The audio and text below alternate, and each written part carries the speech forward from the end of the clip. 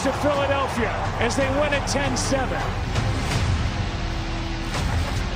Oh, good morning and welcome into First Take. We got Jeff Saturday, Chris Canty, Stephen A. Smith, Amina Smith here with you. Very happy Veterans Day to all that have served past and present. We thank you for your service today. Definitely appreciate you. Stephen A., you got the jacket, hoodie. I mean, we're on two different wavelengths right now. First of all, I know Shay's usually sitting in that chair, but you introduce yourself to that audience right here, especially when you hear. You're right. So let's Amina make sure Smith, we do hello. Give it to yourself. That's number one. Number two, I ain't apologizing for nobody today. It's cold outside. It's cold outside. Look, man. Look. I'm just telling you, man.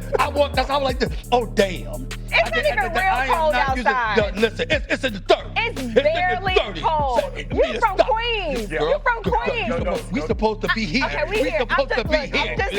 I'm just saying. Freezing. Come on. When you reside in a place where you don't wear shoes in November, it's a little chilly up in here. Listen, I ain't gonna be here for long. You can join me the next couple of days. I'm out. I ain't signed up. This is what I signed to get. This cold. I will be gone shortly. Look, trust me. I second that. As somebody who's lived in Miami for over a decade, trust me, I understand. I'm out. I understand. Stephen A. Smith, when it comes to New York, I'll be gone in November. I'll be gone in November. And December. Let's go. All right, guys, let's jump right into it. To Monday Night Football between the Packers and the Eagles. Whole lot of defense, not a lot of offense. Philly took down Green Bay 10-7. Game was scoreless in the first half. Philly's offense showed a little life late in the game with a 36-yard touchdown pass from Jalen Hurts to Devontae Smith. The Packers' offense struggled mightily as well. Here's Jordan Love and Micah Parsons after the loss. I know as a defense, they definitely have every reason to look at us and say, what are you guys doing? You guys need to figure it out and help us out, put us more points because they're doing a great job. So it's frustrating, but, we'll stay together. We'll keep the energy high and find ways to get better and be better as offense. I would not panic. I wouldn't stress.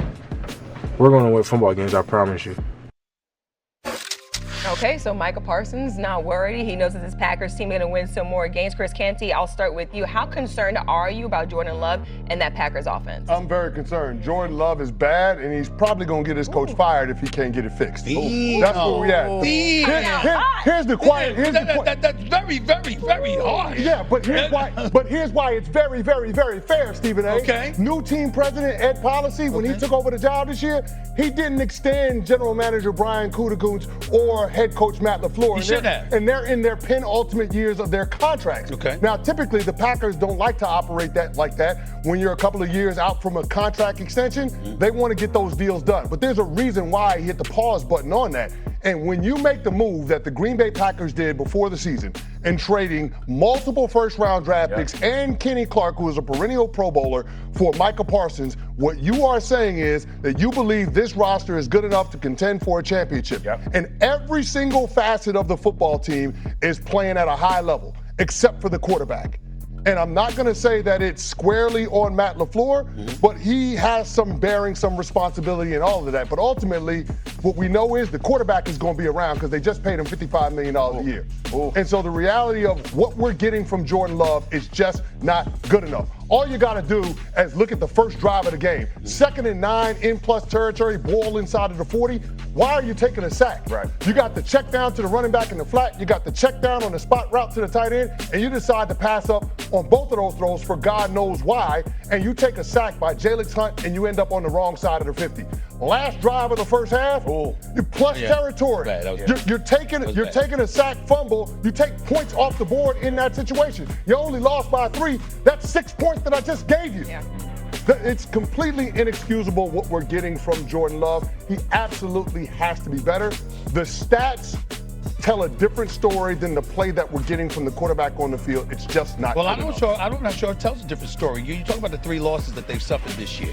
3 losses that they've suffered this year. Jordan Love is averaging 211 pass yards per game, 1 touchdown pass, 3 turnovers, a 78.3 passer rating. Those are in the 3 losses. In the 5 wins that they've had, 30 points per game, 269 yards passing, 12 touchdowns, just 2 turnovers. Now, the kryptonite, Jeff, might just be the Eagles. His 3 losses to them, 2 last year, this year. 0-3, 55% completions, 2 touchdown passes, 5 turnovers. Yeah. That might be his kryptonite, running into those brothers. Somehow, some way, they got his number. So we got to look at it from that standpoint. Certainly, you can look at LaFleur. You got to look at him because you got to figure this out. You've been around long enough. You've been coaching this kid long enough. We shouldn't be seeing these kind of mistakes. So I get that part, but in the same breath, it is the Eagles most of the time. This is a problem, not necessarily with everybody else. I know I brought up the losses to the Browns and the Panthers. Yeah, I got that part. But not just the losses, Stephen A. It's what the losses look like. I know that. The reason why him. But here's the reason why they lost the Browns game was because of a pick that Jordan Love threw on third down late in that game that led to Cleveland getting a touchdown. But the reason why they lost to the Carolina Panthers,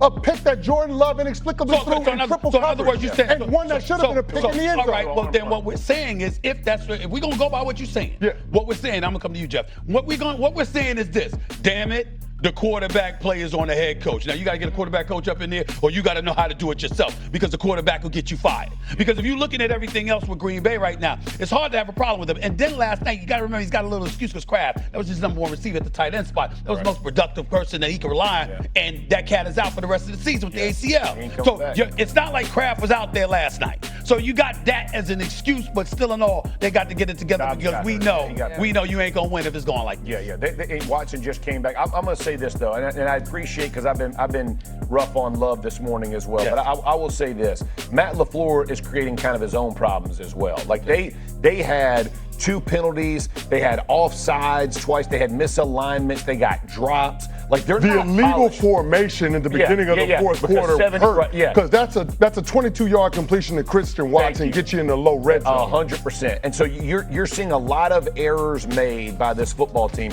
And I'm gonna say this too: they don't run it well. Like everybody acts like their offensive line has been okay. And last night, the Eagles got after them. The Panthers. When I look at this football team, I would tell you when they were their best last year, they ran their offense through Josh Jacobs. They got real physical last year, right? They started playing this style. I think that was their plan last night against the Eagles. And the Eagles, they shut them. They had 3.5 yards of carry. I think the Josh average, he had a big run for a touchdown. They're in the game. My problem with Jordan Love is he doesn't make those around him better. And when you're going to go with the philosophy they've gone with, which is first round draft picks at receivers, or you're going to get a true one, or whatever their concept is. He makes mistakes and doesn't put the ball where it should be placed all the time. That he can be inaccurate. When he plays really well, it's typically not big moments. And I think last night that's a playoff game. You got to show me you're ready to win those playoff games. But I think LaFleur, he has to figure this thing out. I think it's not just Jordan Love. I think it's a group and LaFleur has to be. And the reason I say that, I watch Ben Johnson and Caleb Williams. And Caleb Williams is figuring out, you think about this last game,